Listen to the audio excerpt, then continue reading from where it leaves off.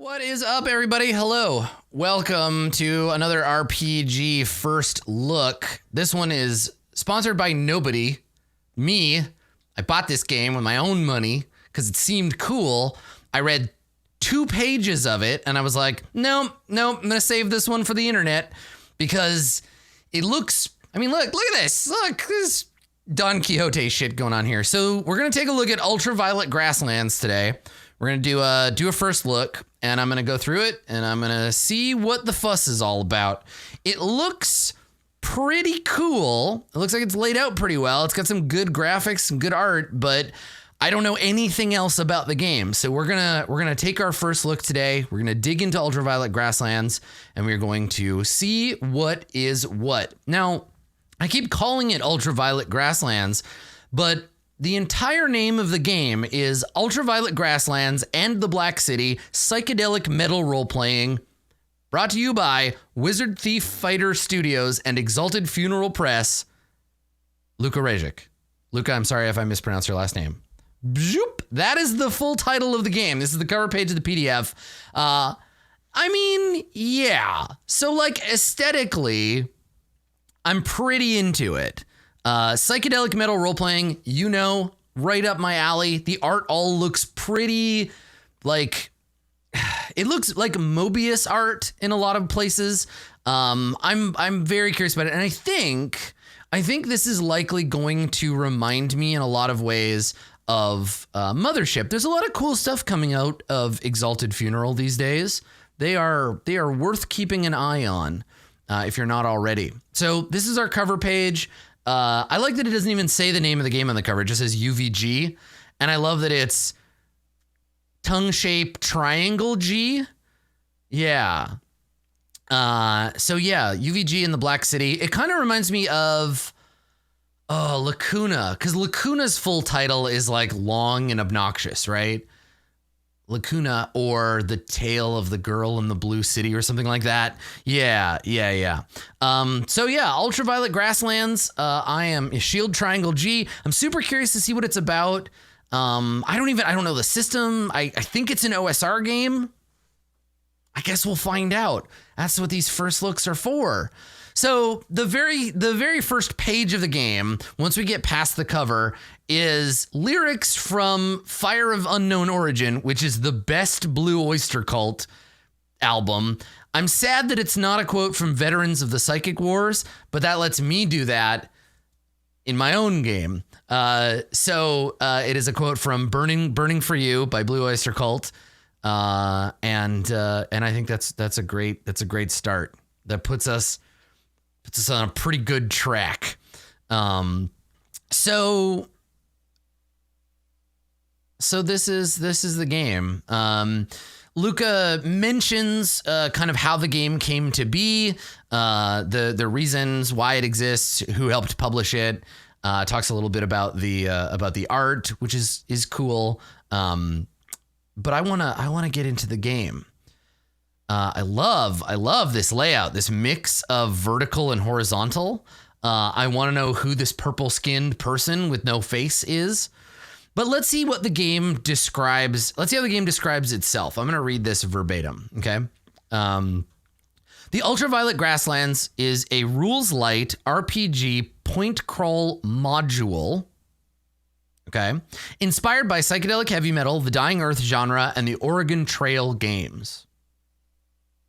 It takes a group of heroes into the depths of a vast and mythic steppe filled with the detritus of space, time, and fuzzy riffs. The UVG is for referees, game masters, judges, players, cats, and fans of RPGs who want to run a months-long science fantasy Marco Polo-style voyage across a weird old world. Good guidelines. I don't know that this game is for cats, but okay. It's a way to introduce flavor, right? It's a voice. The UVG is for any gamer who wants to mine it for inspiration, adventuring locations, odd characters, maps, items, and random encounters. The UVG is also an art book, knitting together my art, maps, and writing. Yes, every nut and fault from layout to Lamarckian monstrosity is my own. It's been encouraged and made possible by the support of my fans on Patreon. Thank you, heroes of the Strato Metaship. Now, enter the Silver Machine. Good. Okay. All right. So that's what the game is about. It tells us who it's for and what you can use it for, and then I presume we get right into the meat of it. Here's that art that I talked about before. That kind of, I don't know. Am I the only one for whom this screams like the man from La Mancha? Right? Like that's clearly supposed to be an homage to. Anyway, I'm not gonna read through the table of contents because we're gonna get there, right? But yes, clearly like Mobius art inspired, which is great because heavy metal. The phrase refers to a genre of music, but it also refers to the style of the heavy metal magazine for which Mobius was a major contributor. So we're going to see that aesthetic all the way through. And like with a lot of games we've been looking at lately, it's one artist. So it's going to have a clear and concise visual look, unless the artist kind of wanders wildly.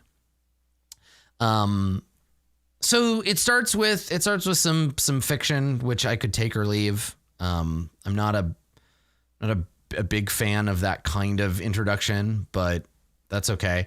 But it does immediately give us a table, and that's nice too. That's like a nice, like, opening with fiction. I'm like, okay. But then giving me a D40 table, no less. That's a nice way to bring it back. So here we go. If you're reading this for the weird world, imagine a character, turn the page, and begin reading with the Violet City of the Cats. A few rules will be explained in boxes like this, but though the UVG plays fast and loose, there's a solid metal role-playing game skeleton behind the simple notation Seacat. The name of the game comes from the basic stats describing the characters: strength, endurance, agility, charisma, aura, and thought. If you want to start by making an explorer, building a caravan, and heading off into the weird and wild, go to Heroes and the Cat, page 133. So I think we're going to get 120 odd pages of setting material, which is a weird way to start a book. We'll see. I'm not going to go ahead and jump and judge it, but the table is actually three different D40 tables to help you build a character, right? It's also setting material, right? This whole table is setting material. So you might be a salt dwarf prospector bearing a priceless pearl for a princess, starting with a silver book proclaiming revolution. That teaches us a bunch of things about the setting, right? The system being named after and based on its basic stats is totally normal, right? We've had this before. Face Rip did this. There is no system in the history of systems that will ever have a better name than Face Rip. There just won't. I'm sorry. No one will ever do better than that. But Seacat's pretty good too. I'm interested in the game behind the game. Rather than the setting. I'm not a fan of setting agnostic books, but we can take a look and see how this one interacts with that. So, reading the Ultraviolet, the dice are not your masters. The heart of roleplay is a conversation between players which creates a shared world. When common sense, or uncommon, dictates a result, don't bring dice into it. When outcomes are uncertain, the referee suggests a probability, and the players decide to roll or not for their hero.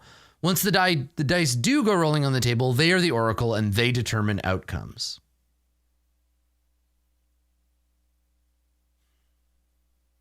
Okay, I mean, I agree and I disagree. Yes, role-playing is a conversation between players which creates a shared world, but I like to think of it as my preferred approach is a shared conversation between players and systems.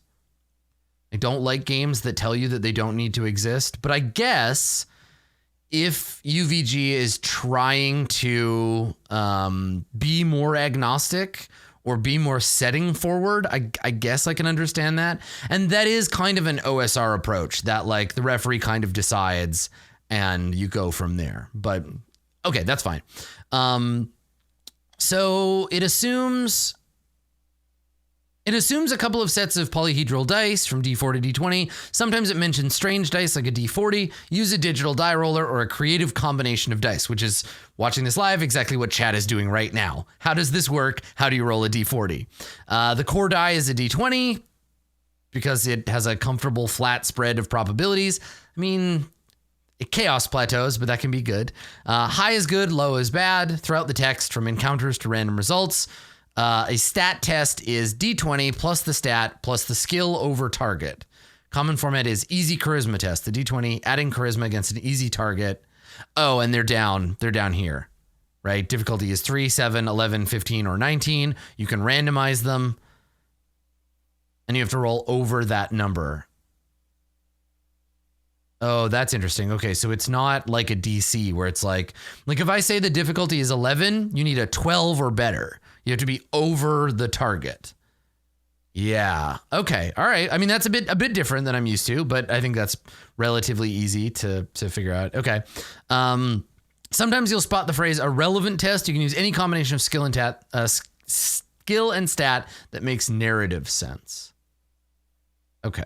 All right. Sure. All right.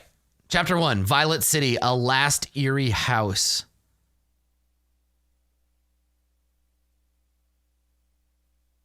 This is the end of the right road. Humanity's dominions wind down in the purple haze that wreaths the sunrise of this western reach. No roads, but caravans brave the ultraviolet grassland into the eternal sunset of the Black City. Porcelain princes and spectrum satraps oversee great herds of biomechanical burden beasts that bring the odd fruits, black light lotus, ivory, indigo ivories, rainbow silks, and sanguine porcelains popular among the meritocrats of the Rainbow Lands. Many voyagers are taken by the Vomes, but nobody likes to talk about those lost to the Ultras. Okay, that's a bunch of nonsense, but it's good. It's good nonsense. This is a way to make the reader feel isolated and weird and like they're not a part of the world you're describing by using words like Vomes and Ultras. I think it's good. It's great. That's very much what they're trying to do, right? Set us off on a weird... God, this book is organized very strangely because it's giving me random encounter tables and weather and setting material, but it's not, there's no character creation. I have no character. I have no construct for this world. I have no reason to think about, and I don't know, for me, I prefer core rules first, which they've kind of done, right? Core rules on this page, then character stuff, then a world we can then contextualize through our characters. This seems to be core rules, setting material, and then I guess if you want to play in it, here are the rules, which is fine. I guess I don't know if it necessarily works for me, but you can jump around. Games are meant to be reference material. It just makes it kind of a hard read. So you get a bunch of weird stuff, and then we start talking about weather on the shore of the Circle Sea, misfortune around the Violet City, travel options, and then a discussion of how far is very far. And I guess the idea is that the rules are dispersed. Oh, the rules are dispersed throughout the setting. Oh, okay. Interesting. So if I want to look up the rules for something, I have to know what part of the setting they're in. So on the first page, we get rules for overdefined tests. And ones fail, 20 succeed. Then we get another sidebar for travel. A week is a basic use of travel to drive home how far apart everything is. Traveling a week makes them traveled. 4 weeks and they're quite adventurous. 8 weeks and they're explorers. Okay. I mean, I'm still really excited about the layout, about the design and the presentation. But I'm really curious to see if they collect all these rules. And if so, why are they giving them to us twice? Spreading your rules throughout the book. They did say it's a module, but then it's also a game system. A few rules will be explained in boxes like this. There's a solid role-playing game skeleton. I don't think you get to say if it's solid or not. Role-playing game skeleton behind the simple notation. Your character, so we know your character will... We know your character will have these stats. We don't know how to generate them. We know we'll make tests occasionally. We know what those tests look like, but we don't have a character yet. And we are being presented with a bunch of mechanisms minus a character to attach them to. which I guess if you're making a toolkit, or if this were a module where there's like a secondary book that explained I don't know. We got to keep reading, I guess. The problem is my inclination is to skip over all this cool setting material because I'm more interested in, I want to know the rules first. I want to have a character to place in the world.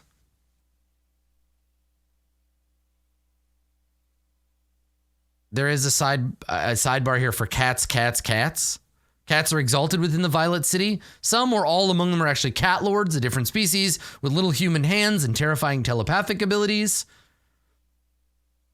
Great. Okay. Cats.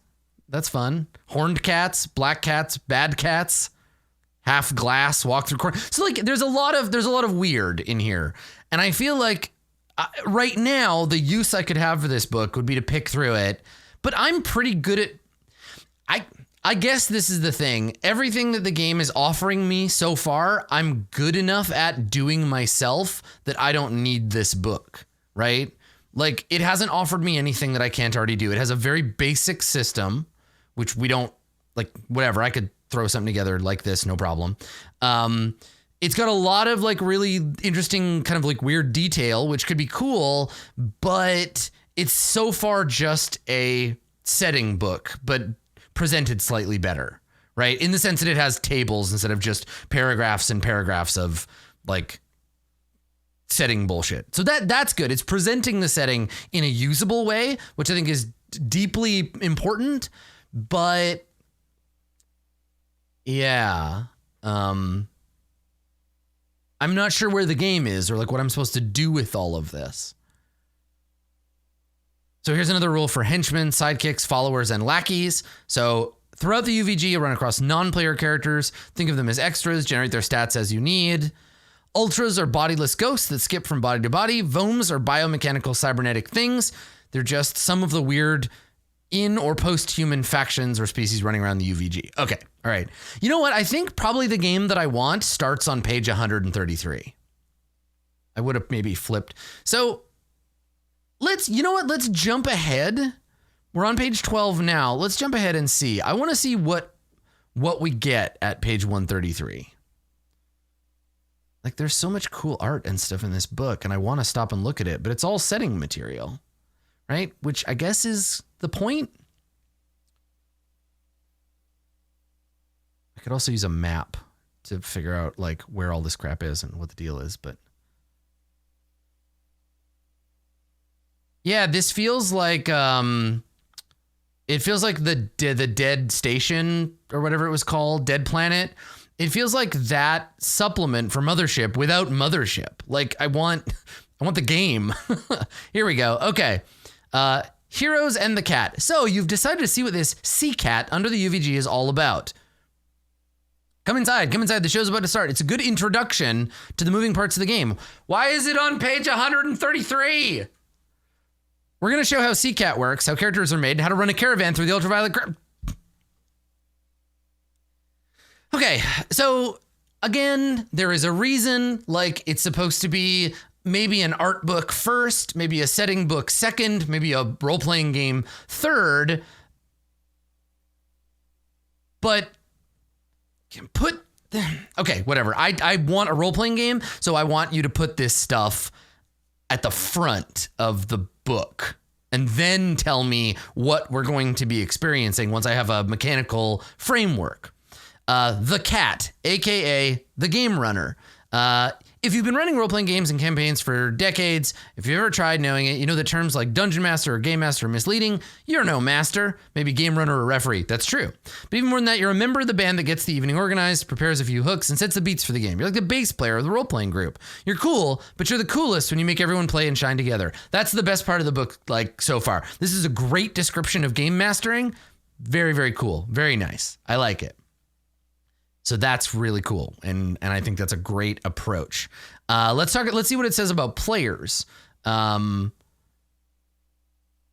players run protagonists through the game, and sometimes the story emerges. That's not true. It always does. Just maybe isn't the story you expected. Their main imaginary characters are called heroes. The heroes are out for adventure, loot, and revolution. Don't assume they're good. Heroes are not good. They're excessive and over the top. Over the top is good. Players can swap out or replace heroes from session to session. Heroes can die, retire, leave, or just take a vacation for a while. Use hero sheets to record their attributes. Nice. Good. What is your job as a player or a hero? What is your job as the game runner or the cat? Great. Very nice. Good start. Good solid start. The cat's table. What is your special referee title? D12. Oh, that's cool. So you roll, and then this is your special ability for this campaign forever? Okay. And then it allows you to... I mean, some of these are useful and some of these are silly, and some of them are like, okay, so yeah, it's a bit like Dragons and Ryutama, but I think a lot of these results are jokes. Like if you roll a 2 and you become a cat lady or lord, if you like, gift 50 experience for lasagna or a tin of tuna. Now, it's a joke. This is a joke. This is a Cat or Garfield joke. But if you roll this, if you're playing this game by the rules and you roll this, the optimal behavior is that your players bring you lasagna every session. You know what this reminds me of? You know what this game reminds me of? And this is both an admonishment and like a positive. It reminds me of Hole.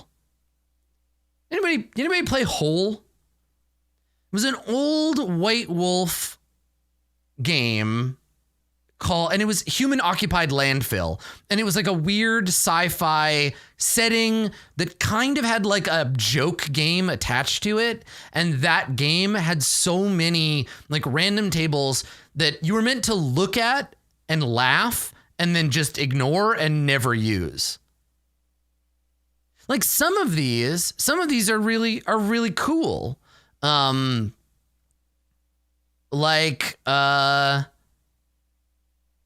Let's see. I like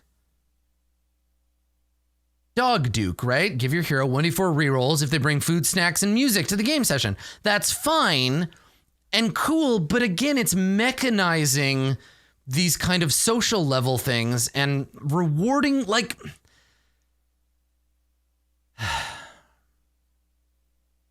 Yeah, I don't know, like... A table full of silly bullshit that's meant to be looked at, laughed, and ignored is cool. And a table that's full of like serious, useful stuff, that's also cool. But like mixing and matching them feels weird. Like, okay, Seacat. And it implies some things. It implies some things about the game, right? So Seacat. Like Ceiling Cat, you can invoke an epic atmospheric effect in-game at any time, from rain to lightning. Okay, A, I can do that anytime. I'm the game master. Except in this game, B, now I can't unless I'm the Seacat. I can never invoke epic atmospheric effects in-game because otherwise it would take away the Seacat's special ability. It reminds me of intrusion points or whatever in the Cypher system, where it's like you're not allowed to intrude unless you spend the point. But like, isn't that your job as the GM? Yeah. I don't know. Like, I guess I can learn. I guess I can learn what my job is from looking at the fruitful void of this table. Very confusing. Okay, hero super basics. We talk about how the dice are not your masters. This rule, I wanted to bring this up again, but the referee suggests a probability and lets the player decide to roll or not. Okay, so I hit him with my sword. Okay, if you want to hit him with your sword, it's going to be a 13 or higher. I don't want to roll. Well, so what? Then you don't want to do it? Or you just want to hit? Or...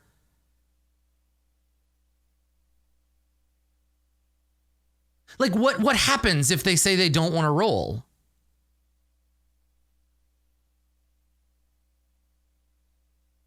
Yeah, it doesn't, yeah, like nothing happens, or I don't know. Yeah, that's kind of, I want games to like clearly lay out what they do and how to use them and then get weird, right? Like, it's interesting reading this because I feel like there's a lot in here that I can kind of take in mind when I'm working on Womb of Night, because Womb of Night has the same kind of like weird approach, but I want the mechanisms of the game to be very clear. I don't think you can really be weird about rules. You can be weird about what the rules do. You can be weird about how the rules get there, but I want the rules of the game to be clear, right? Like there are clear rules in this game, very clear rules that say when you want to determine outcomes and you make a test, you roll a d20, you add your stat, you add your skill, and you want to get over the target. That's clear. When you get that, you get what you want. You succeed at the rules. But this is a rule too. The referee suggests a probability and lets the player decide to roll or not. But what happens if you say, I don't want to roll?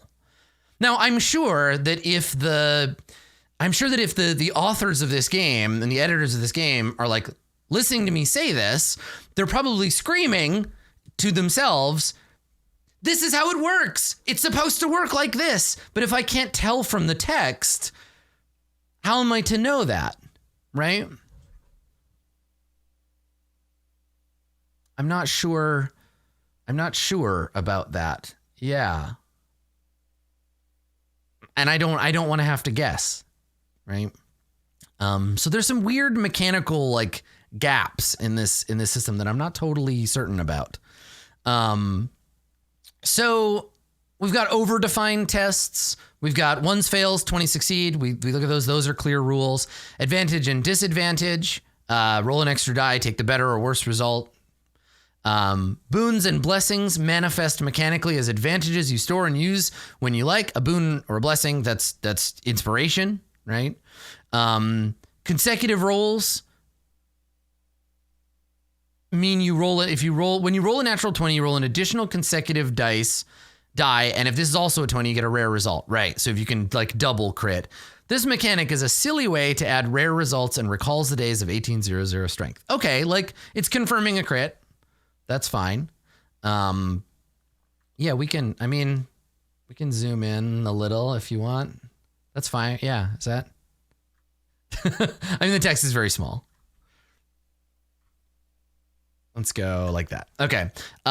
Exploding dice. If it's an asterisk, you roll a d6. If you get a 6, you roll it again.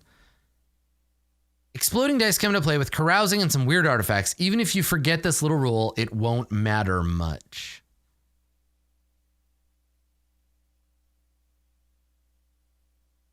Why is it a rule?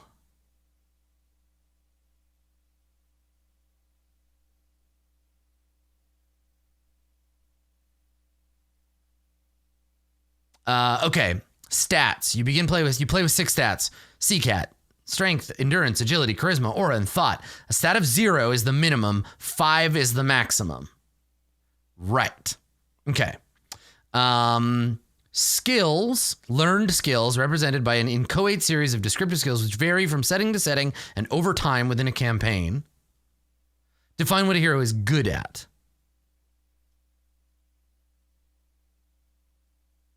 So there's no skill list, which is fine. I kind of like that, right? What is it? Unknown Armies has no defined skill list. It's just descriptive shit. Like, what is your character good at? That's what skills are. So I assume that's what this is doing. Okay. Abilities represent abilities acquired through any means that are outside the human norm. So special abilities. Yeah. Strict limits. The maximum level you can reach is 9. The maximum total bonus is plus 13. The highest target number they can ever possess or set is... Okay, wait. What?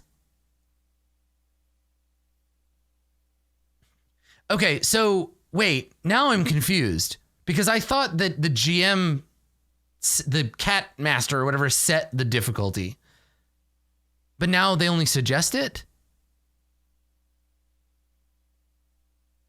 Oh, that's so confusing. Like, I guess it's like armor class or like spell. This includes defense. Right. Okay. So they are the heroes in this case. And this refers to like, okay, all right, the max target number they can ever possess. It's awkwardly worded, but I get it. I can figure a way around that. Okay, so here's a character sheet.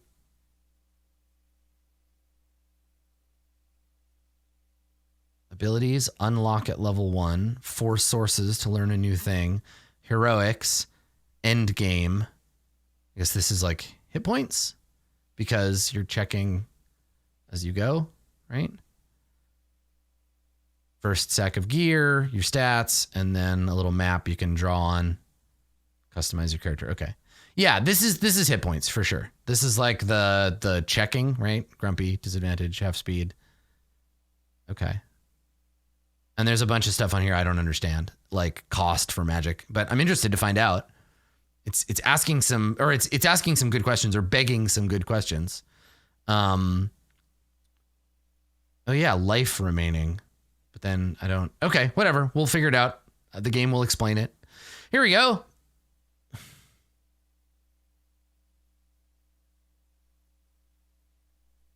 This explains everything. This paragraph. First, a caveat. The UVG doesn't contain the complete Seacat game. ... Just enough to understand how the Ultraviolet Grasslands are built and create basic explorers. Sorry for all the page flipping. Don't apologize to me. Don't do that. Make the game better. And why? I'm sad this game is making me so upset. I really wanted to like it, but all of this stuff is making me so frustrated.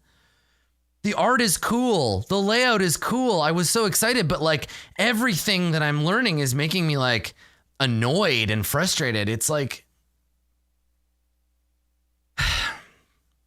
why include it at all? And then don't apologize to me for putting me in this position. Like, just fix it. If you know you have something to apologize for, you didn't have to publish the book the way you did. Okay, whatever. Anyway, we'll keep looking at it. I want to understand this damn thing. So sorry for all the page flipping. This book is UVG first, rulebook distance second. Start with that next time.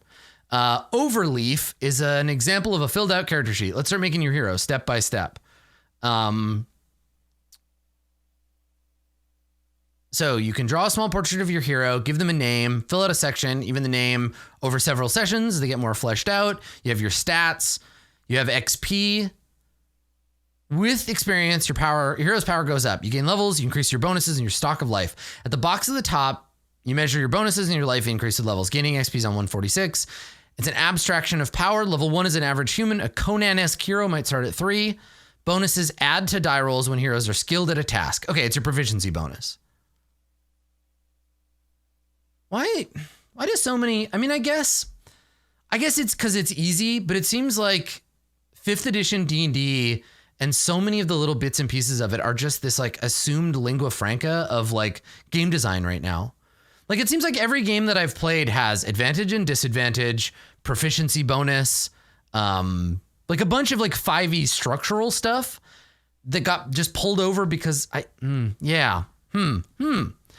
Skills character starts with 3 at level 0 and gains more as they level up. They can be pretty much anything. Big game hunting, pharmacology, necrolegal practices. Combat skills also fit here. Magic is a skill. Skills are described more on 141. I like that. I'm pretty okay with like randomized skill. I'm okay with like the idea that there's no complete skill list. I think that's really fun and I think you can be very creative. But the problem is you need to understand the setting first, which I guess is why the setting was first. Also, this isn't a role-playing game. It's a setting with a role-playing game attached to it. Yeah. Anyway. Most players like pets for their heroes, so there's space for a pet. If you prefer, you can replace it with a vehicle or a middle manager. The pet only gains XP from your own pool. If you wanted to gain power and become more cool, your hero will grow more slowly. It's a good way to balance it, right? If you care about them, and you want them as part of the thing, then... So, like, for example, if we use this rule in Avernus, Dave's familiar would get some of Dave's experience, but Blue Jay's dog, Nulf, would just be a level 0 pet that never gains any experience. Yeah. That's cool. Okay. And then abilities, weird or unnatural abilities like mutations, probably psychic powers, shit like that. Okay. All right. And then combat, attacks deplete your life. Close combat, ranged combat, and magic combat are like individual skills. But as a GM, I would probably allow stuff that sounds like it could be useful. Like if you took a skill biting and scratching, that would also be a close combat skill, as well as like maybe a sexy time skill, right? Like, I like that. That's the best part of the game, and it's not really new or anything to this game, but you could do, like, honestly, you could put that in D&D super easily, where if you're making your class and the class says you get choose 4 skills from this list, instead you could just say make up 4 skills. Then when your background says you get 2 skills, you could say make up 2 skills, but they have to be related to your background. So while you might not learn hunting and tracking from being a wizard, you might have learned it from being an outlander, right? So you have to build like appropriate skill lists. I think that's a really nice, smooth hack you could do for a game like 5e that has a set thing. Yeah, I'm sure that this is, again, I'm not speaking an unusual language here. I first encountered it in either Unknown Armies or in Dogs in the Vineyard, right? I think 13th Age does a little bit of that too, but not really. Like, yeah, there's a bunch of games that do it, but that's nice that that's in this game. It lets you embrace some of the weird and build characters that fit the setting you envision. Every session you attend, every hour or so of play, you gain a hero die. Hour or so? How? Where do we get these? An hour or so. Is there a GMing section in this game? Tell me. You can store a number of hero dice up to your level. That's good. That's cool. I like that the bigger you get, you accumulate D6s just by existing, and you can roll one or more and adjust. Oh, it's like a self-bless. This is a nice mechanic. I like that. I'm not sure I like that it just accumulates by being there, but it's a balancing mechanism with no necessity to like fight for it. And you might want to like save up or put off your, I guess, like, don't risk it. Like, don't risk your points, save them up till you're full and then take on big stuff. Yeah. Okay. Spend 1 or more to gain advantage. That many advantages. Oh, so advantage stacks.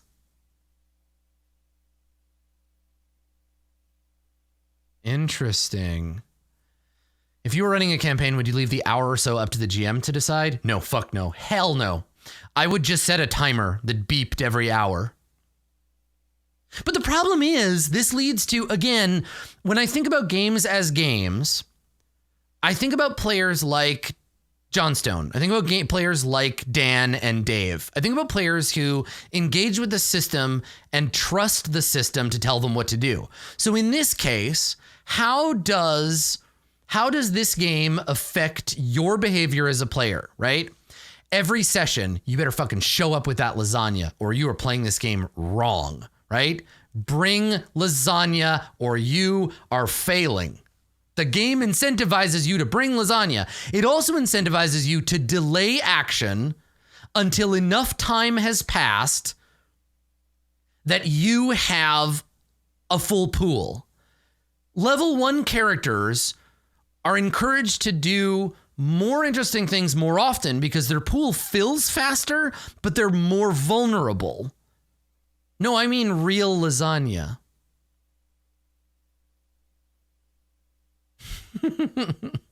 So yeah, the game encourages like just like sitting around and like bullshitting, right?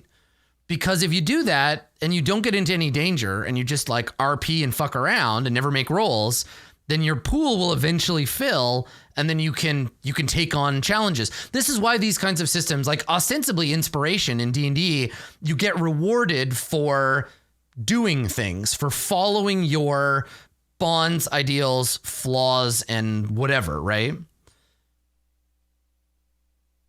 Yeah. And this every hour or so of play, does this count? Like, the bullshit warm-up time? Like, do you have a shot clock?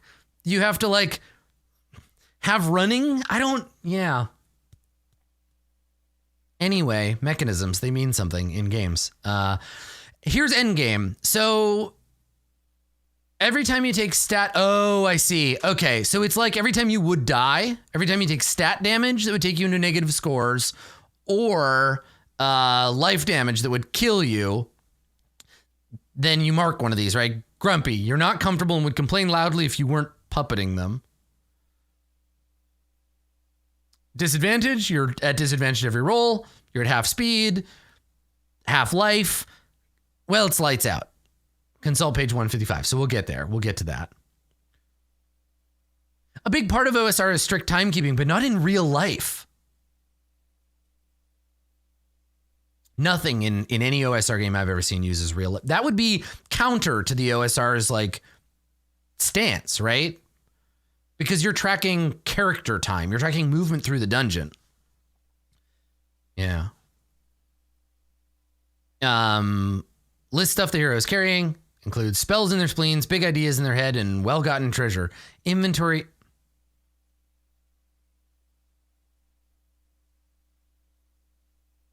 All right, more detail on 149. Customization space is an area for you to put more unexpected stuff. That's great. And then it's your name and the group character for the party. Head to page 156. That's the Caravan, right? So here's a full character sheet of Konitsa Odd Baton with the dog Mr. New. And then skills: Right Maker, Sword Fighter, Rainbow Langs, Orange, Sunsetish Langs, Lime, Nomadic Life. I don't know if reading that first 133 pages would make this stuff make sense to me. Like, I can guess, right? I don't know what Justice in brackets is for Right Maker. Sword Fighter is clear. Orange is a language that is part of the Rainbow Langs, I guess. Nomadic Life would just be being a nomad, right? It's a good skill. Sunsetish Langs must be another kind of language, and then Lime is one of those languages. And then they've unlocked some special abilities: Cleanser, Harvester of Souls, Secure in Her Flesh, and Perfect Life, and then Spirit Voyager. I don't know what any of these do, but I guess we'll find out. Defense is 15. I don't know why it's only 13 now. She's got a +3 sword. And then inventory is the Sword of Justice, 3 spells, Dryland Weave Armor, which takes up two slots, and then a book of questions and a cash pouch. There's a little note about Conquer's the horse, and then Conquer's is carrying that cumbersome second pack. Okay. And then here's rules. Okay.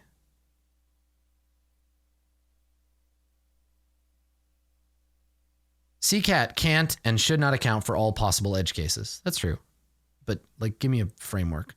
The heart of the game is questions and answers and declarations creating new intersubjective fantasy. Yes, but the game needs to tell us whose responsibility is what. The dog-graded space takes up half the hero sheet to provide space for animals, vehicles, and properties, but also for new rules and game mechanics. Invent, create, and recreate. Something feels like it breaks things, just discuss it together, dial it back, or erase it wholesale. It's okay, you can do it. I like that. I like that it encourages everyone to work on the rules together, but how? How do I build new rules? Give me a framework for that. So there's inventory. It assumes the maximum possible XP you can get is 99,999. If your game allows higher, adjust the awards to taste. Space in the character sheet is limited because the hero can only know or do so much. Every single skill, ability, and spell must fit somewhere. Mix it up. You can occupy inventory slots with abilities or skills. Ability slot. However, once one of those slots is occupied, it's occupied. Gaining a lot of mutant abilities or learning a lot of spells will eat up your inventory. It's so Calvin Ball, right? Like, okay, cool. Well, could I just be carrying around a new stat? Could I learn a skill that is character sheet is made up and you can do whatever you want. Could you have an ability that's just like an item or like it kind of... I think it could work with the right group, but the game can't be written assuming the group will do all the work. That's the OSR, right? The OSR assumes that the players of the game will bring a lot to the table themselves and that the rules are just there kind of casually to be like, well, maybe if you want to do it this way, you could. I think the way to do this would be to make inventory, skills, abilities, stats, make everything one long empty box, and you just get a certain number of slots in that box you can fill in. But this game assumes so much and like is unplayable to someone who'd never played a role-playing game before. Or not even unplayable, but irrelevant. Like, I would look at this, if I had never played a role-playing game, I would look at this, I would read it, and I would say, none of this makes any sense. I guess I'm supposed to just make up my own rules. Like, it's a great game if you're 10 and you don't care about reading the rules, or you've read the rules and they don't make sense. Like, reading this is like how I played AD&D when I first started playing it. And I was like, I was guessing what stuff was for and just filling things in. I don't know. I like games to have rules. And then we get our monster manual. Which is cool, right? Our monsters, let me take a look at I'm going to scroll back out here.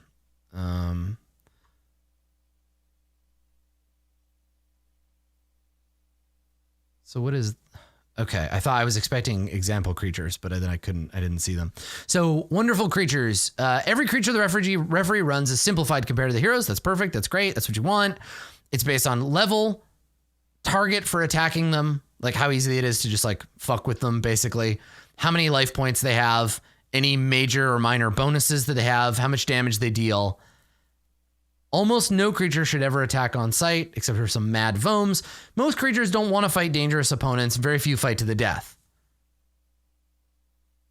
This is made clear by awarding experience when they simply meet or observe new creatures. Oh, that's so cool. D&D, if D&D really wants to be about exploring, this is a good alt. This is an alt model. Honestly, like I'm seeing some comments in chat about like, oh, the setting is the main draw of the game. Take all of the not finished game stuff, stop apologizing for it, and put it in a different book. Or just throw it away. Give me an agnostic setting book, and I will adapt it to my own game, right? I'll use Dungeon World. I'll use World of Dungeons. I'll use 5th edition. I'll use basic D&D. But I don't think that the mechanisms here are finished enough to belong in this book. I'd like it to be a separate... I mean, this is a great compare and contrast with Mothership. Mothership did this very nicely. A strong system that has some things to say, and then several smaller setting books that reinforce the themes of those mechanisms. But I love this. This is great, and I think you should steal this, absolutely. When you meet or observe new creatures, and you could apply this to new places, to new things... I think that's totally a thing you could do. You could absolutely use this setting with World of Dungeons so easily. World of Dungeons is already a better version of what they're trying to do here. You could grab Wonder, you could grab the Untamed skill list, you could throw all that into World of Dungeons, and it would still work just as well. But this is neat. Right? Put this in your D&D game. If they take an amount of time to study something, they'll get more experience. I would infinitely, like, this is not optional to me. I would include this in the game. After they study a creature, ask them to describe something about its biology, behavior, or habitat. That's great. This is the best mechanism in the whole game so far. Period. Easily. Yeah. Cool. Okay. And then some like general rules for like, if you need a creature, this is the stats you can use for it. Okay. Cool. So here's our mechanical skeleton. Roll your stats with a d20. If you want to generate a stat with advantage, you have to generate another stat with disadvantage. Oh, that's cute. That's not cute, though.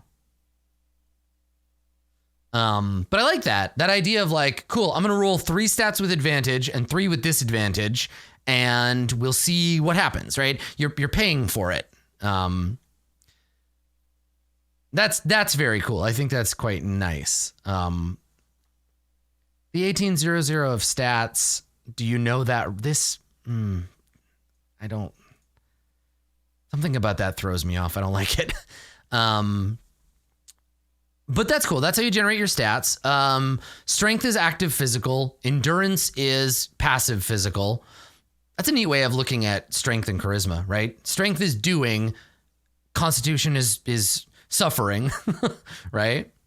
Okay, that's cool. Agility is the dynamic physical stat. Charisma is the active mental stat, representing, it's also luck. Okay, when you try to batter down resistance to your argument through force of personality, if a player asks if they can find a war pig, grease lightning mobile, rod of doom, or some of the latest edition of Burly Barbarians, charisma test. Interesting. So charisma is force of personality and luck. That's nice. You know I like luck as stats. Aura is passive mental. Soul, spirit, or psyche. How much you can take when it's like willpower. Explicitly not wisdom. Those are character traits you decide for your hero if they show good judgment or shrewd insight. Interesting. But I decide my character has shrewd insight, but that implies that... Anyway, whatever. Thought is the mental dynamic stat, how quickly you can process or manipulate information. Its naming is also a silly reference to the Egyptian god Thoth. Or Tot. Why? Don't explain your references. If you have to explain a reference, it shouldn't be there. That's twice on the same page. You don't have to tell me. It's okay. Alternately, if you prefer point buys, take 7 points and assign them with a max of 3. Okay. Some things damage your strength. If it says lose strength, you remove 1. If it says it's severely reduced, remove 1d4 plus 1. Reduced to a minimum means it's 0. All stat damage is temporary. Stat damage suffered causes fatigue, which I don't know what it is yet, but I guess we'll find out. Okay, you can sacrifice something of value to gain an advantage as long as it makes narrative sense. 10 life or 1 stat point. Okay, I like that. That's kind of cool. Sacrifice for advantage. Hakaba. Body, ha, soul, ka, and personality, ba, from the existential trinity of every creature in the UVG. In game terms, body maps to endurance, soul maps to aura, and personality maps to charisma. This makes raising the dead and reincarnation in the UVG weird. All right. Check out page 154. I will. So here are skills. They work pretty much how we've figured them out, right? No mechanical or terminological differences between what other games call proficiencies, tools, saves, whatever.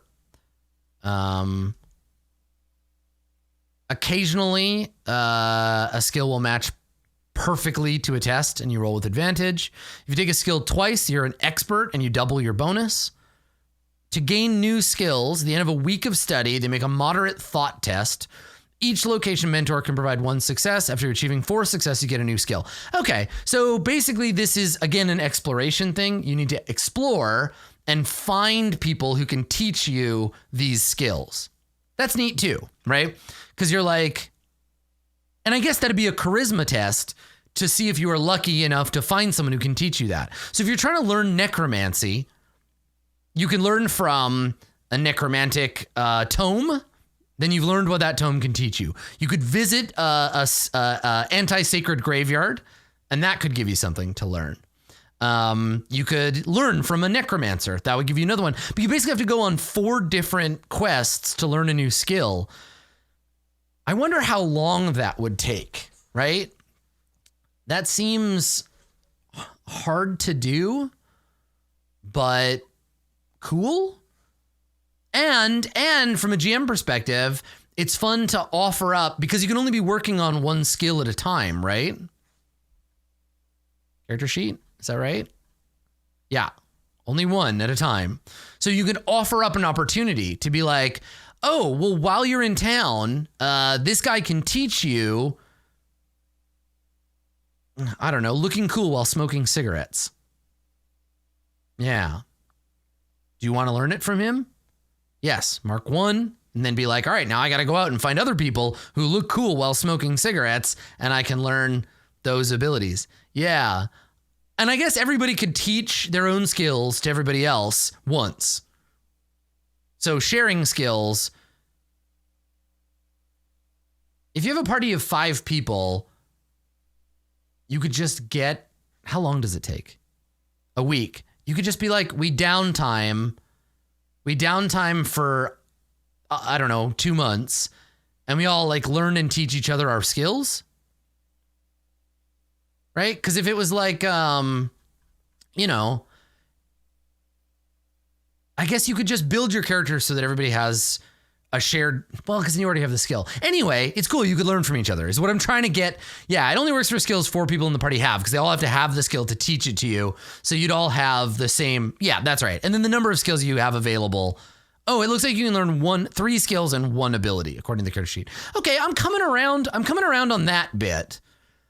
I feel like if I played this game, anything in it, anything mechanical that's like clear, I'd keep. Anything that's unclear, I would have to make a ruling to make clear, which feels like a lot of work to like fix the.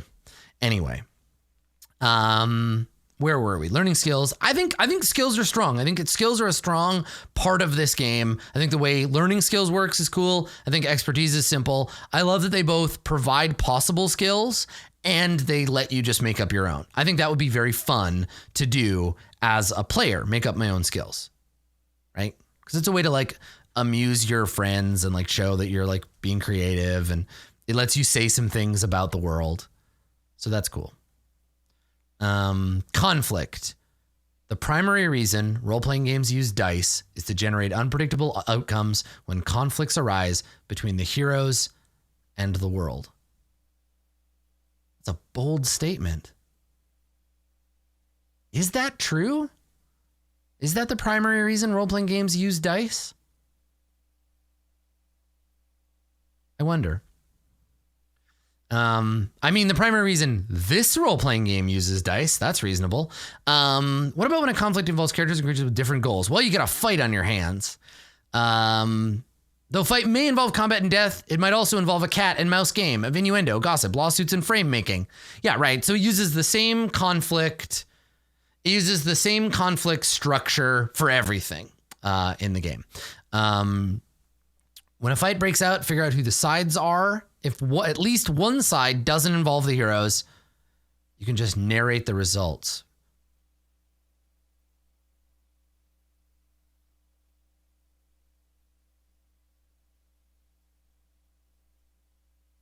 Right. If there, oh, okay. If, it took me a minute. If there are no heroes involved, you just don't roll against yourself. You just narrate the results. How you decide who wins? I don't know. Doesn't matter. You just figure it out. Yeah, if there are no PCs involved, you just decide. Yes, okay. That's very confusing. If at least one side doesn't involve the heroes, don't roll dice against yourself. Okay. Time is abstracted into rounds. You decide how long those rounds are when you pick the conflict. Every round, a hero and the referee rolls 1d6 plus agility for their side. If 2 or more sides are tied, chaos reigns, and the sides are resolved simultaneously. So do we use agility for any conflict, no matter what kind of conflict it is? Okay. All sides are returned simultaneously and result in heroes and monsters stabbing one another to death. This is good. On each subsequent round, a different hero rolls for their sides. Heroes don't roll again until every hero has taken their turn to roll for initiative. Oh, a hero and the ref. Okay.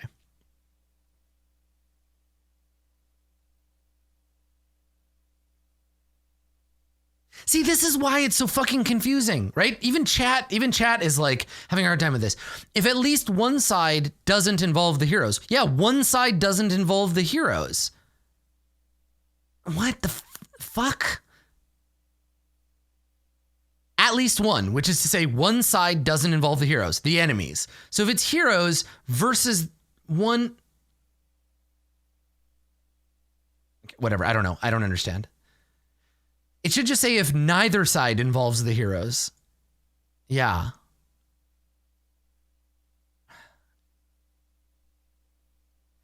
But I think it's just an editing issue because the next phrase, let's assume at least one side has a few. Anyway, I think this is an editing issue, not a mechanical problem. Yeah. Okay. So you roll initiative, different heroes take a turn rolling for their side. On your side, everyone takes their actions and then everyone takes so either you go first or they go first. I don't really like all for one initiative when it comes to like monsters and players. I like when the players kind of split it up. It can be tough when all the monsters get to go and then all the players are dead. And then, or all the players go and the monsters never get a chance, right? Because it's like all 6 of us get actions and we all focus on one monster, that monster's dead. Cool. Well, your boss is down. You could very easily bend it, but let's see how it means, how it intends to work. Most creatures get 2 actions. Some really fast ones get 3. You can move somewhere nearby, then move somewhere farther away, move into position to attack, then back to a safe distance or cover, charge to get a bonus to hit. Oh, this is reckless attack. Swing on chandelier. Use of environment is great. Give them a moderate agility test. If it succeeds, actions on the next turn are made with plus advantage. Carefully disengage. Carefully retreats from close combat, then can run away without getting attacked, which implies attacks of opportunity are a thing unless you skirmish. Move, attack, move back, charge, disengage. Flee, run somewhere far away, but attacks against it have -A. Hide, sneak away, attack, careless attack, which is also reckless attack, but without the move. Hang on. Okay. Grab on, hold down, help hold, shake off, focus, defend, protect, cast spell, control spell, chug a potion, drag away an ally. It seems really like weirdly granular compared to how broad and loose all the other stuff is. And again, this is an OSR problem where, or not problem, but design perspective, where it's like when you get into fights, you need to resolve the rules most granularly because fighting is the highest stakes. So we're going to give you the most rules for it. But wait, I know this isn't typical for a role-playing game, but seriously, with Seacat, you're encouraged to make up your own actions and decide what precise effect it has. If something is game-breaking, discuss it together and amend the action in the future or even drop it. So I guess you could just say assassinate. Like I just shoot him with my gun and if I succeed, he dies. Everybody okay with that? I mean, you don't even have to. It's very Calvin Ball. Make up your own rules. And if it breaks the game, then don't do it. But then, yeah, why create 25 options for actions? I guess it's like the skill list, right? Like suggested actions, incomplete list of possible. Yeah. So it's like a random, it's like a list of things you could do, but you should just make up your own shit. Right, and then it uses an abstracted sort of banded range. It's fictional positioning, getting close enough to attack, moving far away to avoid attacks, close, far, near, distant. Yeah, okay, makes sense. Hitting your target is just attacking their defense number. The stat for ranged combat is agility. Shouldn't the defense stat... Oh, this is for attacking. I see. How do we figure out how do we figure out our armor class or whatever when we make our character? Like how hard are we to hit? I guess the armor gives a bonus. Yeah, where is this 15, 13 coming from?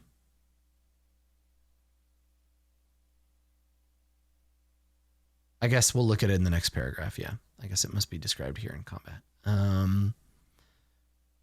Yeah, defense. So here we go. The math for heroes is 10 agility, armor, hard cap 19. Yep. Okay.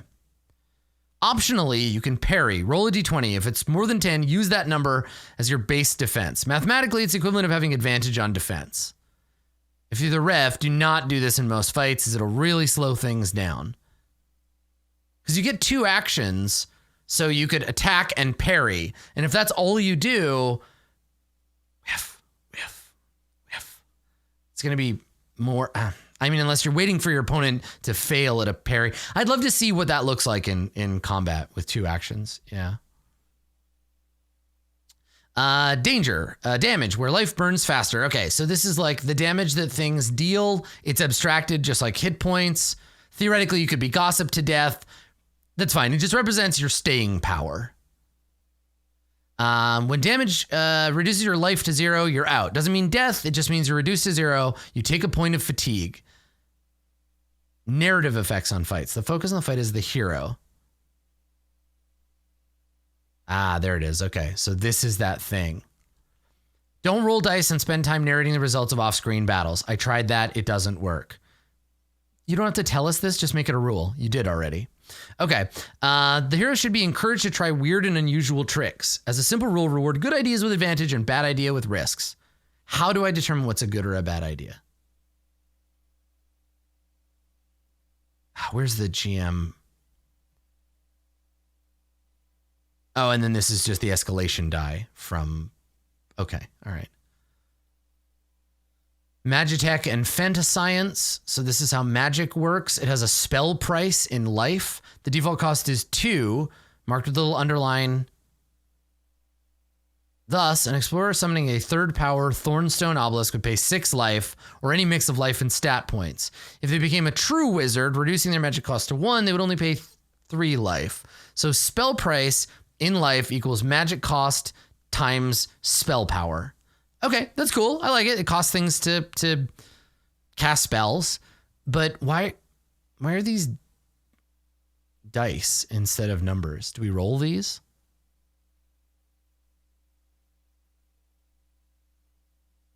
Spells are inventory too. We talked about that. That's fine. Palace of the Mind, memories. Wizards are special because they can squirrel away extra spells in their mind as memories. This means those casters can carry more. They gain 1 magic memory slot per level at the cost of 1 life for each slot. Memorized spells are special because they don't incur a spell price when cast. So I guess the idea is you...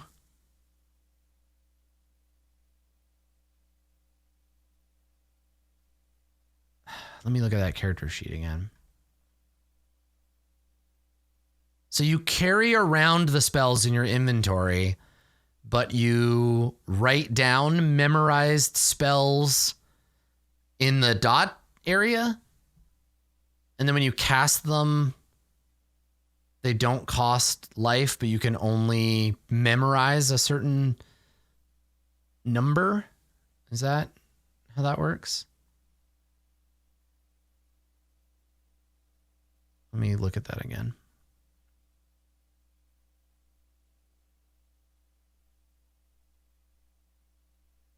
They're a burden. You have to write them down, so you have to carry them. And then Palace of the Mind. Wizards are special because they can score away extra spells. Those creepy casters can carry and cast more spells. 1 magic memory slot per level at a permanent cost of 1 life per slot. Memorized spells are special because they don't incur a spell price when cast. After casting, disappears. You memorize new spells after every long rest. No, it costs 1 permanent life for each spell slot, and then you... Yeah, okay. Spells in inventory unless... No, but it's... And does that free up your inventory? But then where do you memorize them from? Because if you cast them from memory, they disappear, and then you don't have them anymore. And yeah, who is a wizard? Yeah, that's a great point. Hang on, what the fuck is a wizard? How do you become one?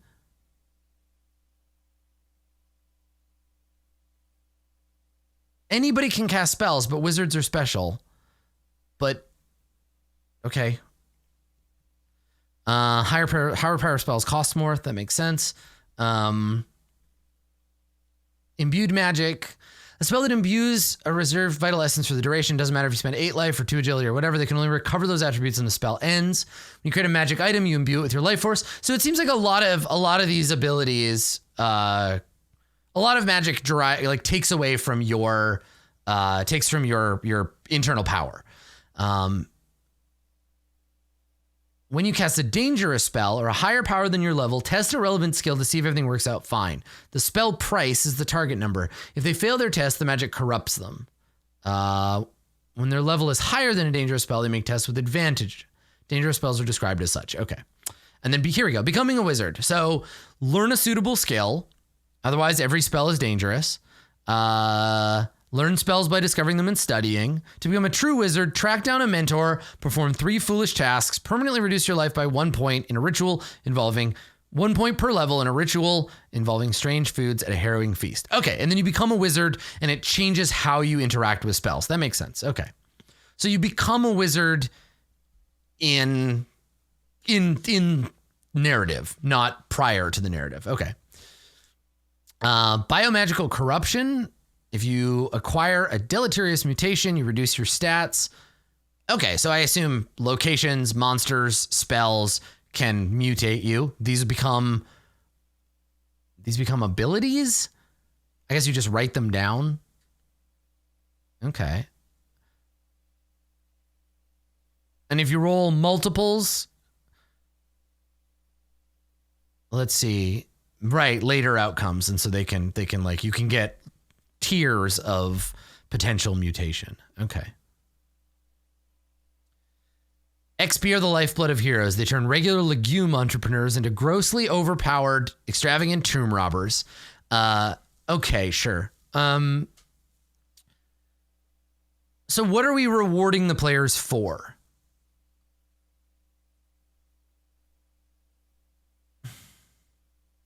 By default, exploration of a vast environment, trade, looting, some experience for surviving combat and doing cool stuff. And then, yeah, obviously lasagna. Heroes find something new and they get experience. It's simple to the point, hardwired into discovery. It doesn't have to be entirely formalized, but you can give out exploration XP for discovering new places, animals, plants, anomalies, and more. The costs are resources, time, and danger. Okay. That's cool. So you're being rewarded for exploring. You're getting experience for exploring. Rolling for experience after a conflict, depending on how challenging it was. Okay, that's fine. Obviously, God, so I feel like the designers of this system got half of the point that Vincent was trying to make in Apocalypse World. So role-playing games are a conversation is a good start. The rules guide that conversation. The rules tell you what to say. The rules tell you when to say it. And the rules tell you what you are allowed to say. You cannot put a rule like this in the game. What counts as a hard battle is subjective, but you've got the idea by now. Negotiate and talk. You can do it. Well, everybody, you survived a conflict. I think that one was a middling conflict. Go ahead and roll a d6, multiply it by 10. No way, that was a hard conflict. Yeah, that conflict was really hard. Actually, that was brutal. That was a brutal conflict. We one of our guys almost died. Yeah, but that's because they died because they were being stupid. Like, you knew not to try to jump over the lava pit. Well, I don't know, man. I think it was a hard conflict. There shouldn't have been a lava pit at all. You should give us 3d6 times 10 experience. No, I don't think so. And then what? Then what do you do? Right? Like you just fight. Negotiate and talk without providing structures to navigate that is just inviting the players to argue. And this is so like bad to put in a game. Game rules exist to give you protocols to follow. And if the protocol is, I don't know, fucking figure it out, around something so base as rewards in a game. Oh boy, that is dangerous. I don't know. I can't even imagine playing this. I can't even imagine playing this as written with people I do trust and care about, because I want people to play the game as written. And I don't like lasagna that much. Okay, carousing for XP.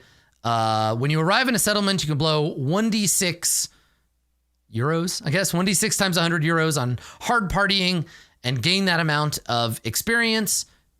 You can get XP by carousing. You do it the first time when you arrive in a large settlement. That's fine for XP. And then, reasons to travel. Okay, cool. So this is your shared group quest. Yeah.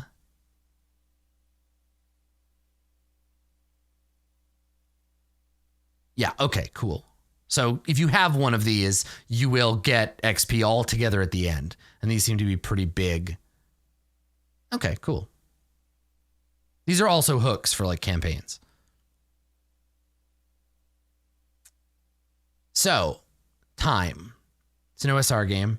We care about time. We track time. Every week of travel, remove a sack of supplies. Someone test charisma for misfortune. Different hero every week. Check what encounters happen and resolve them. Any hero that didn't participate in fight or flight treats the week as a long rest. That's cool. Resting and traveling. Check to see if you've arrived at a destination. Continue. Do 1 through 5. When you arrive, one hero makes a relevant test for discoveries, notes them on the map. This is where we get into the actual game, right? When the caravan is stopped in the wilderness, instead of traveling, you can stop for a week. And you can instead forage, care, ambush, study, or hide. If you're stopped at a destination, you can also explore, buy and sell, pay expenses. Okay, so I like that. That's cool. A week is the basic unit to drive how far apart everything is. Okay, all right. What about precise distance? Only worry about miles and leagues in the scale of individual encounters or locations. For UVG, scale time is a better experiential measure. Yeah, okay, sure. Short rests of days can recover 1d4 life. Tally extra days if you get delayed until you reach a full week. Okay. If you're slowed down, I see. So days are like a penalty, and you accrue them by slowing down or whatever. Okay, all right. And then there's rest and recovery. Okay. So we saw a little bit of this inventory stuff.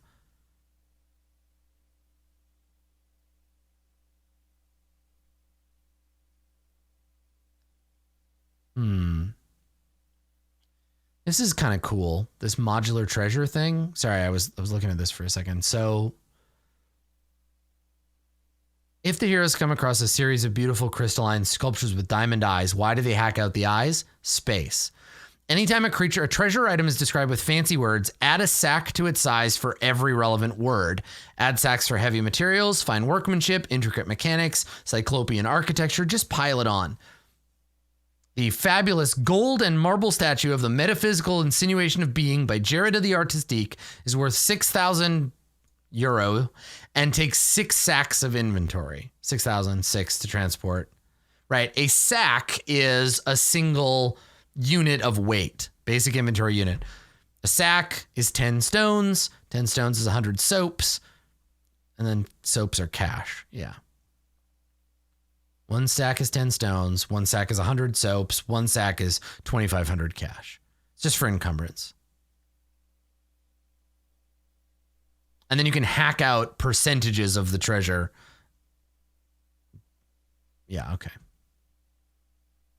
And then charisma checks for misfortune, right? If something goes bad, it's a luck check while you're traveling. Each week, at least one encounter will occur. The only question is how intense, how effective, and how hostile. So you figure out intensity, what can it do, and how hostile is it? Remember, low is bad, high is good. And then how long before the pursuers catch you. And then some sort of miscellaneous, like how to sacrifice to skip an encounter. I like that. This is the hold L and R and drop some gold and get out of your Final Fantasy treasure. Or a Final Fantasy encounter. So this stuff is good. Like it's interesting and it serves the greater purpose of the game. We're actually into a game now, but I worry that it's all built on a fundament of wet sand. You know, that we're looking at a game that all of these subsystems are built on a structure that is missing a lot and implies that you should just ignore this. Like it encourages the players to say, no, I don't want that to happen. Or no, I think that's dumb and bad. Give me something else, right? Let's discuss. Let's negotiate. I think you have to have clear narrative responsibility in a game for it to work. So destinations and discovery. UVG is a point crawl, right? You're looking for stuff. You're looking for stuff in the journey between, I guess, here and between the Violet City and the Black City. And so you might make discoveries as you go. Give the players a copy of the map of the Ultraviolet Grasslands. I would like to see that map. Why was it not the first page? Let me find it. Can we just... No, it looks like it's going to be at the end of the book. Okay, so you travel, you discover things along the way. They are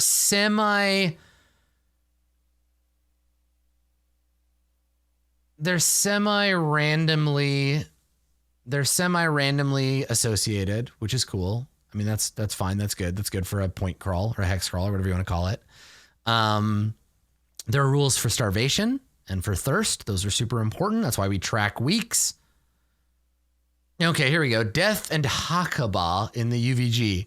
So I like this idea. I like this idea of sentient creatures being divided into, it's like the ancient Egyptian concept of the person. Like, this is cool. This is like Hun and Poe, right? I don't want to hear about the setting stuff. Oh, it's like alchemy or like the Kabbalah. So like a ghost has only Ba, but no Ha or Ka. A human has all three. A corpse has a body, but no soul or personage.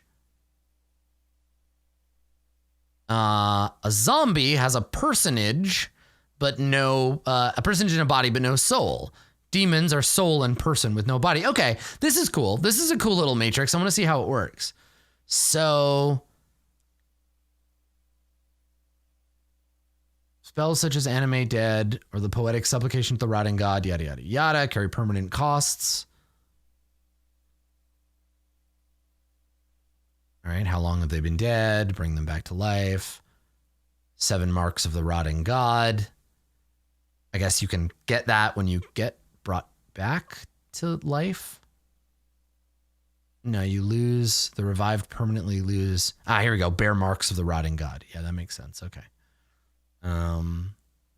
Okay. And then most creatures die at 0 life.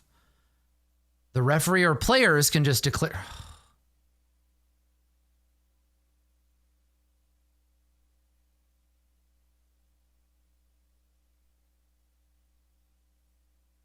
I stab him. All right, he drops to 0 life. Excellent. He's dead. No, he's not. Yes, he is. No, he isn't. Yes, he is. No. He can recover. No, he can't. I declare him dead. I have chopped off his face. No, you didn't. It's like cops and robbers. I shot you. No, you didn't. Yeah, you're dead. I shot you in your leg and then you fell down and I shot you. No, you didn't. I jumped.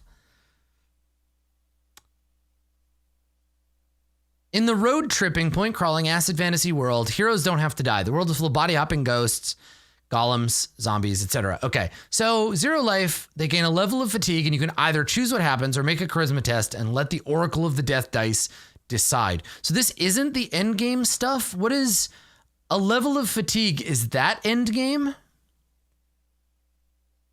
I think it might be based on what I can kind of figure out. Oracle of the Death dice. This is you roll, and you see what happens to your character when you die. Okay. So they're basically like colors for being dead or not dead. And there's some good options. That's cool. It's like a critical hit table, but like for a finale.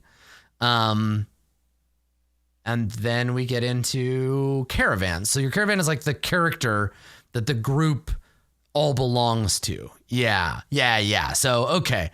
This is cool. So this is more of the Oregon Trail stuff where it's like a joint mobile base where you put choices into creating these things. So you have a financier, you have some Caravan money with a loan, you have a logo, you have assets, you have time, speed, all of these stats, and you build your Caravan. I love party character sheets. Yeah, this is cool.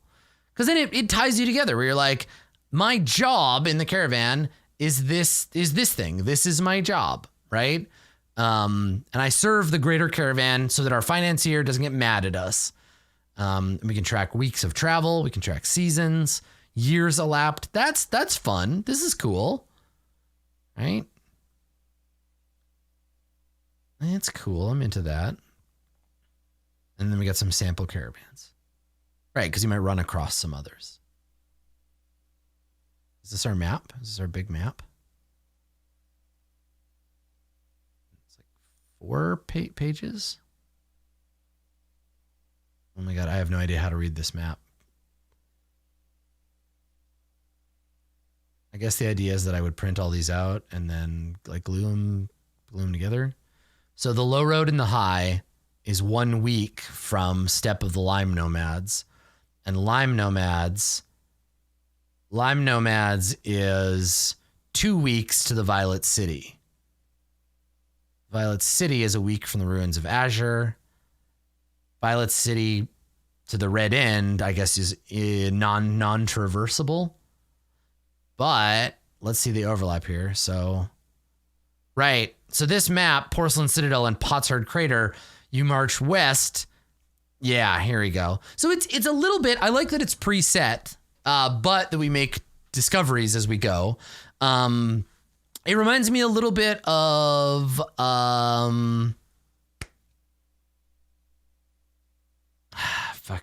Fall of Magic.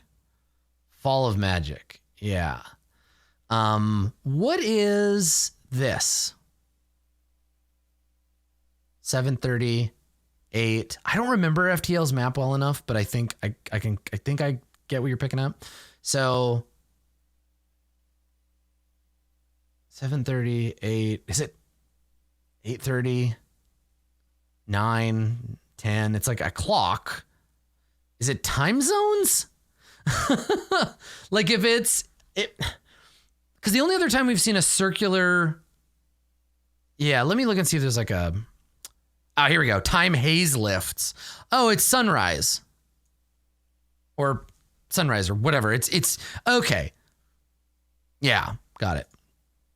Location, weeks of travel, trail, terrain. Perfect. Okay. I love that there's asynchronous. Like it's faster to get from the last Serai to the Grass Colossus than it is to go from the Grass Colossus to the last Serai. Right? It's 2 weeks to Death Facing Passage, another week to the Colossus, but it's 6 weeks to get back. Yeah, uphill, downhill, that kind of thing. Yeah, and it looks like Death Facing Passage is the top of a mountain. Okay, so we continue 10:30, 12, 1. It's a cool map, and then there's Black City. Yeah, so no, it's more like Tokaido than it is like a circumnavigation thing. Yeah, you don't loop back around. You're going from Tokyo to or you're going from Edo to Kyoto and back. The haze doesn't lift till 3 o'clock. The other end, sort of like Band of Blades. Yeah. So this part's cool.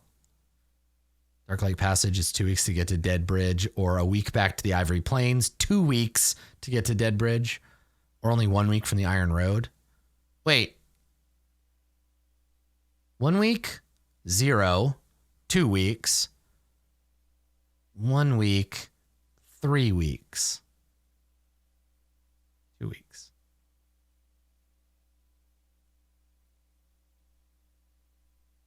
Anyway, whatever. Cool. Okay. So factions of the UVG. Why do all their merchants carry cats? Asked Poncho. The cats are the merchants, replied Demi Warlock. Some of the larger factions. Okay. But what do they do? Like mechanically. Okay. Cat Lords of the Violet City, which is where you start the game. Rainbow Landers, right? Humans. This includes retro humans, dwarfs, half-elves, halflings, quarterlings, half-orcs, etc. Porcelain Princes, parahumans.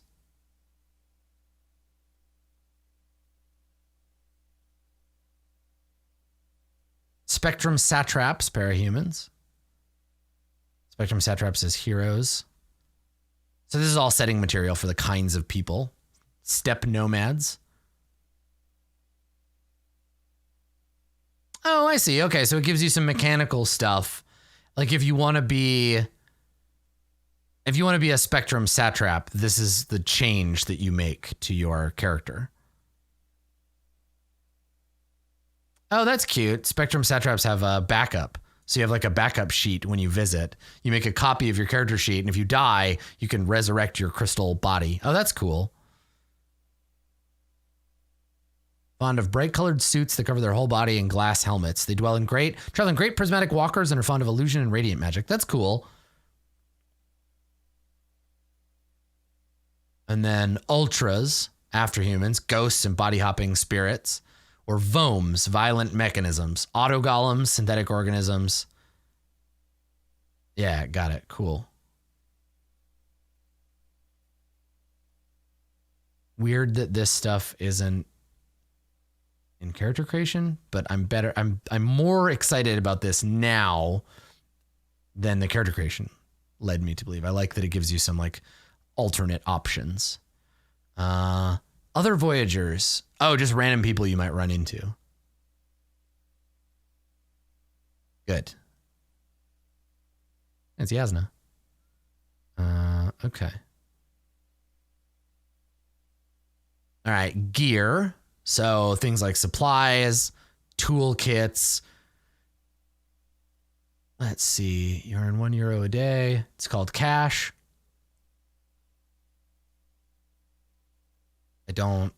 This is just a personal preference. You don't need to tell us these things. Like you can, I guess, if you want to, but I feel like it's just like more, again, personal preference. It's more subtle to just call things what you call them and trust that people will understand the references that you make. I don't think you need to explain like why it's called that, right? Okay. And then there's some size options for like how, yeah, right. This is a sack. Necromancer gear is 2 sacks. Cool. So that ties into what we were looking at before. Mounts and wagons that can be part of your caravan. Common ass human. And then weapons. And they have their kind of like ranges and what have you. And again, remember, lists of equipment are setting as well.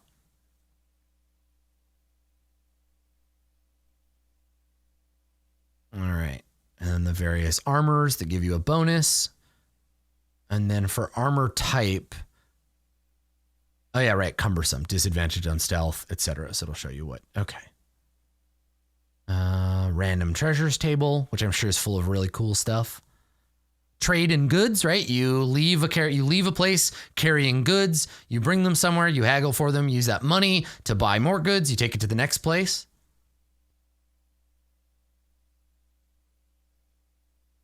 That's fun, right? That's debt runner stuff. What if the heroes figure out a trade route they can keep repeating for profit? Let them. They'll get bored soon enough. Will they? I mean, the advantage of the game, I guess they'll do it until they get money. I just don't think letting your players get bored is a...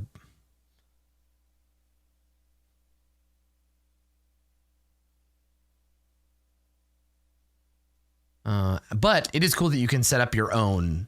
You do the initial trip, then you set up, you buy other caravans and they'll do their own thing.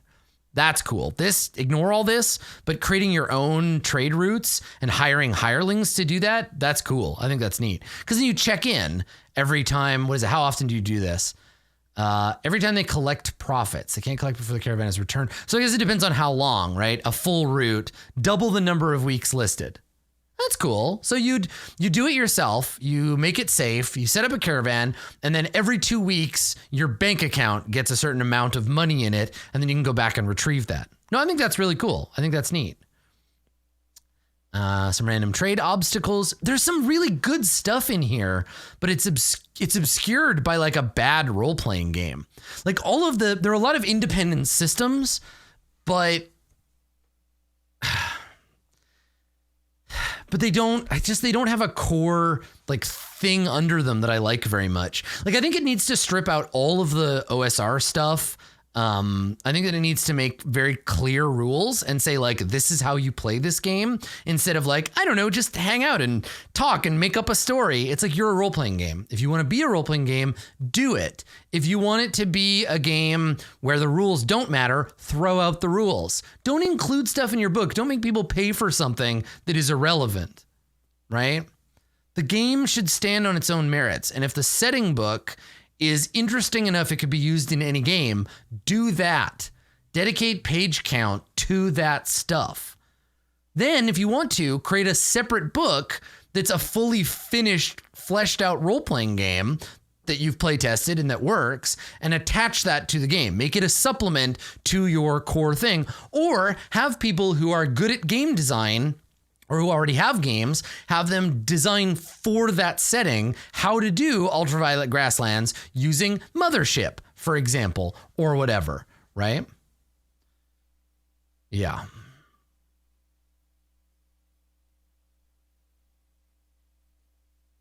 This stuff is all cool, right?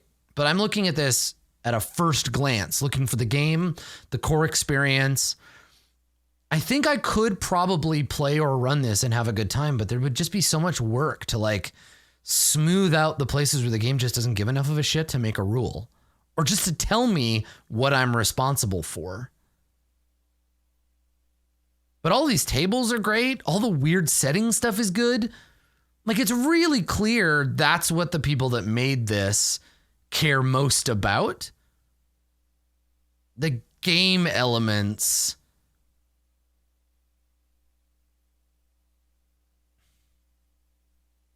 they're really weak. Yeah. There are a few good pieces, but... And it's interesting because the game and how, like, bad it is really turning me off on like, the other material. So these are all spells. And again, like... cool and, like, flavorful for sure.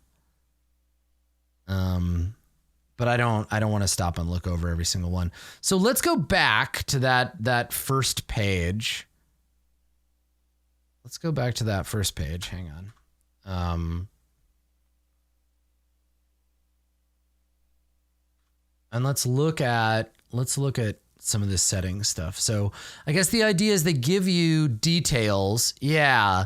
Just like in Band of Blades, you visit each place and you might encounter things in these places. And that's good and cool. And like this part, you could run a campaign. I just feel like the mechanisms of the game are really holding it back and selling this as a, I don't know if it's even being sold as a role-playing game, but the role-playing game part, you could throw it out. You could just chuck it.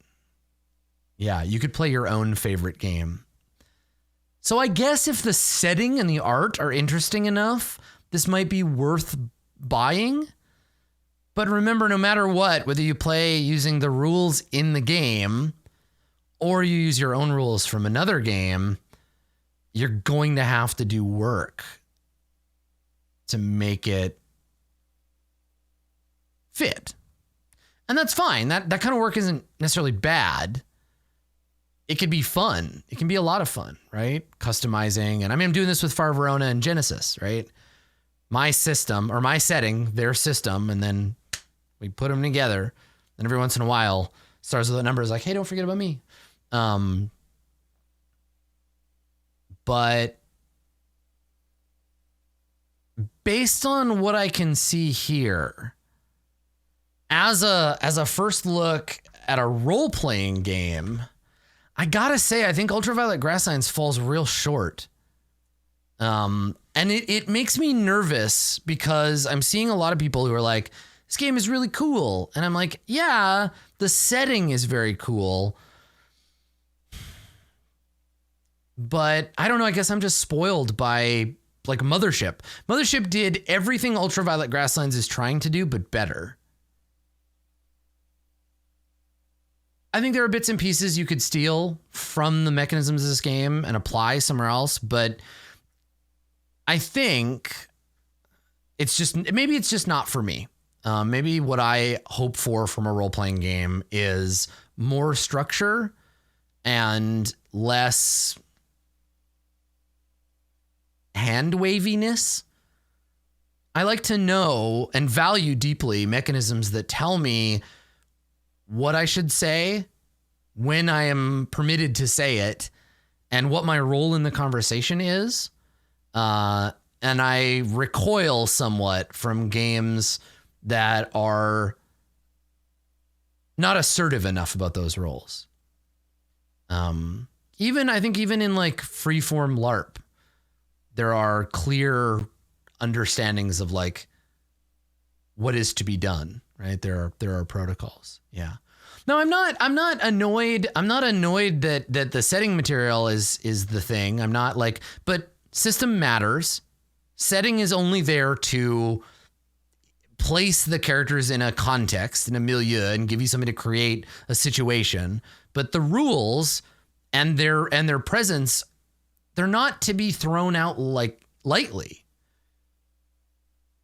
Yeah, it's interesting. All the discourse I've seen about this game is, wow, what a cool setting. Wow, what cool art. True. Setting seems cool. The art does seem cool. But discussing it as a game, yeah, I don't know. It didn't do it for me. So I don't know. Make your own decisions, obviously, right? Take a look at it yourself. If it seems worth the buy, definitely go check it out. But yeah, I think it would have been better if it was just like a weird setting book. If it was not an RPG product at all. I get that making it an RPG helps sell copies. It's what made me look at it. But the system feels perfunctory, tacked on. And I get the understanding that it is. Yeah. Interesting. I don't really know how to feel about that. Normally, by the end of a first look, I have some like cohesive thoughts about the game, but I probably will never play this because the system is just so clunky. And the amount of work it would take to make the setting fit a game I like better, it's too much for me personally. But maybe this game would sing in the hands of somebody who's willing to put in that time and that work. I understand there is some actual plays of the setting, right? Eric Voulgaris did an actual play with some folks using Black Hack, I think, which is a good, well-designed game meant to be paired up with a setting.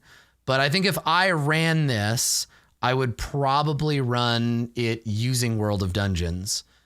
And that wouldn't be too hard to kludge together.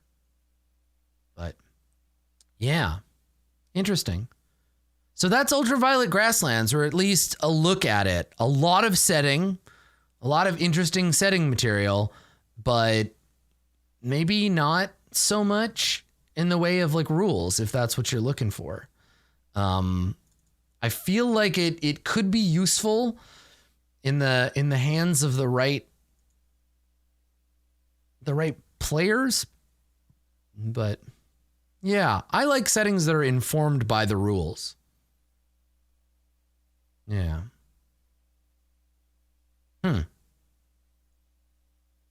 So there you go. Ultraviolet Grasslands. Thanks for coming and taking a look at it with me.